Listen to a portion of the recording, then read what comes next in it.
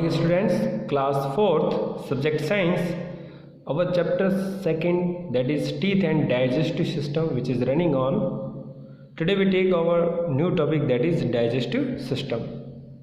In the last lecture we discussed about the taking care of teeth and ways to protect our teeth, उसके बारे में discuss किया था.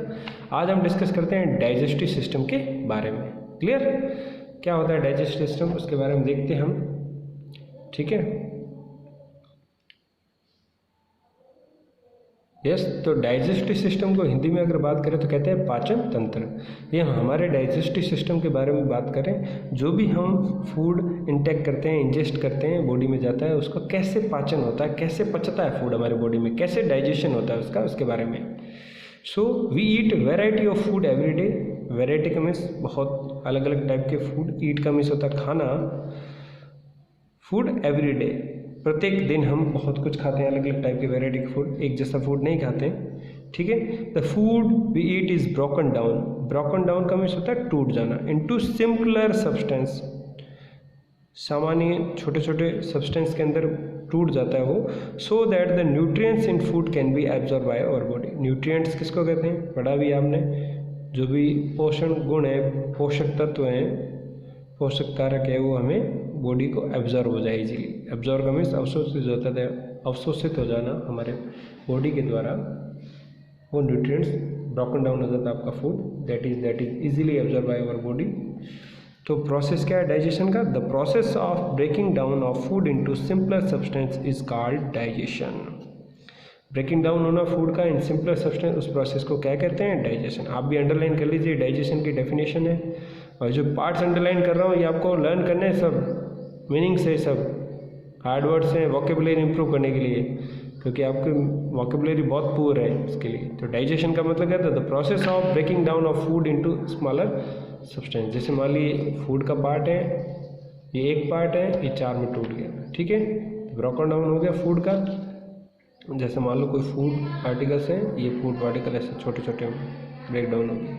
आधा तो टीथ पार्ट कर देता है, बाकी फिर अलग से इनमें न्यूट्रिएंट्स होते हैं, जैसे protein, vitamins, fats, minerals, water, roughage. ठीक है. बहुत सी चीज़ें होती हैं जो न्यूट्रिएंट्स फॉर्मेट में होती है, फिर वो हमारी बॉडी उसे एब्जॉर्ब कर लेती है. Many organs work together to digest the food. बहुत सारे ऑर्गन्स वर्क करते हैं साथ में डाइजेशन के लिए. These organs of systems is called digestive system. बहुत सारे ऑर्गन्स साथ में वर्क करते हैं डाइजेशन के लिए. And these organs form the system. और वही ऑर्गन आपका एक सिस्टम बनाते हैं जिसे डाइजेस्टिव सिस्टम कहते हैं. तो अभी हम सभी ऑर्गन के बारे में देखते हैं, कौन कौन से ऑर्गन्स होते हैं. डायग्राम देखते हैं क्या है. आपको डायग्राम दूंगा मैं घर पे बनाने के लिए. Look, that is the diagram of our digestive system. ये डाइजेस्टिव सिस्टम का डायग्राम है. आपको असाइनमेंट में, मतलब आज जो क्लास वर्क में आपको ये डायग्राम बनाना पड़ेगा आपको. क्लियर? नोटबुक में अपने आप ट्राई करना है आपको. आप बोलेंगे बहुत कॉम्प्लिकेटेड है, नहीं आता, लेकिन सीखना तो पड़ेगा. छोटी क्लास हो, बड़ी क्लास हो, कुछ नहीं, जैसा बने वैसा ट्राई करिए, क्योंकि बाद में बनाना पड़ेगा. बड़े होंगे तब सब आएगा. और यूँ नहीं सोच रहे बड़े होंगे तब अपने आप चीज़ आ जाएगी. सब प्रैक्टिस बाय प्रैक्टिस आती है. ठीक है. जैसा बने वैसा ट्राई करना पड़ेगा. तो ये आपके डाइजेस्टिव सिस्टम का पूरा प्रोसेस, इसके बारे में देखते हैं. अलग अलग पार्ट्स है उसके बारे में. चले देखते हैं, जितना होता है उतना करते हैं. आज का जितना टॉपिक आप कवर अप कर पाते हैं. तो सबसे पहला पार्ट होता है माउथ. ये माउथ पार्ट है, यहाँ से फूड आप अंदर लेते हैं. Clear? The process of digestion starts in mouth.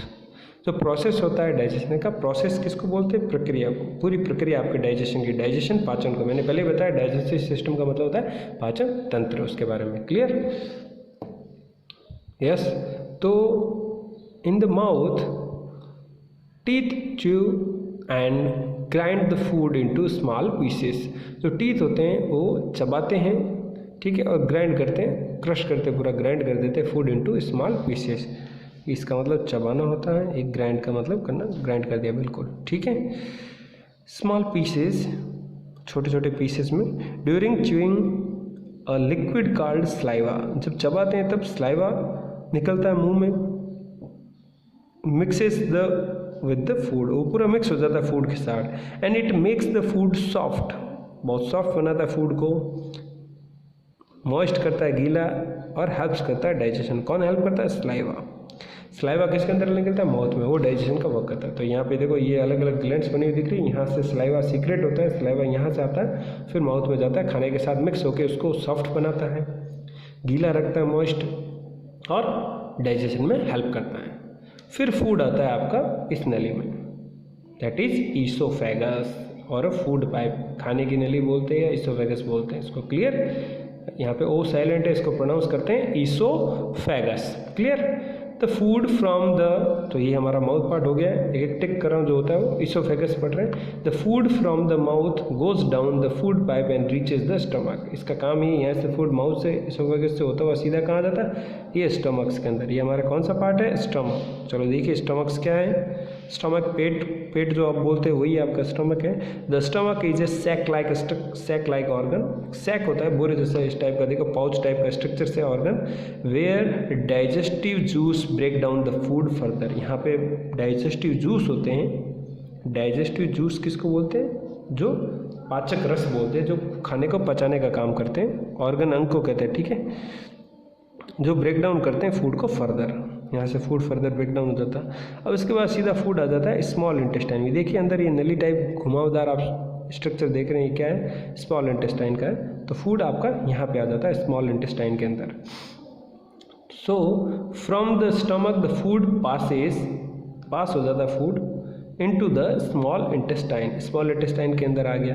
And digestive juice is completely digestive food, यहाँ पे डाइजेस्टिव जूस थे, कंप्लीट डाइजेस्ट कर दिया फूड का, यहाँ पर भी कंप्लीट डाइजेशन हो जाता है। Useful nutrients present in digested food are absorb through the walls of small intestine. Absorb का मीन्स अवशोषित हो जाना, और वॉल्स होती है, दीवारों को बोलते हैं स्मॉल इंटेस्टाइन के जो अंदर की वॉल है, यहाँ पे एब्जॉर्प्शन का काम हो जाता है, जो खाना पचा है उसको एब्जॉर्ब करना है, ठीक है। और यहाँ से फिर बच के कहाँ चला जाता है, ब्लड के अंदर चला जाता है। And blood carries this nutrients to all the parts of body. जो हमने खाना खाया उसके अंदर न्यूट्रिएंट्स थे, हमारे बॉडी को मिल जाते। कैसे, खाना आया है, यहाँ पे डाइजेशन हुआ, एब्जॉर्ब हुआ वॉल से, सीधा ब्लड में गया, ब्लड के थ्रू होता हुआ सभी ऑर्गन्स में पहुँच गया। क्लियर, जब आप मेडिसिन ले रहे हैं, आपका हेडेक हो रहा है, ठीक है, तो मेडिसिन अभी न्यूट्रिएंट्स नहीं, उसके अंदर जो काम की चीज़ है सर दर्द को भगाना है, तो सीधा यहाँ आया, डाइजेशन हुआ, जो चीज़ ब्लड में गई, ब्लड में जाती सीधी उस ऑर्गन के पास चली गई जहाँ पे उसको ट्रीटमेंट करना है। क्लियर, फिर फूड आ जाता है लार्ज इंटेस्टाइन में, ठीक है। उससे पहले यहाँ पर लार्ज इंटेस्टाइन में आता है, उससे पहले यहाँ पर और भी एक लीवर भी ऑर्गन है, ये भी फंक्शन करता है। लीवर क्या हेल्प करता है, liver it produces digestive juice called bile, एक बाइल जूस प्रोड्यूस करता है, that help in the digestion of food. Digestion में फूड क्या हेल्प करता है, मोस्टली जो आप फैटी फूड खाते हैं उसमें ये हेल्प करता है।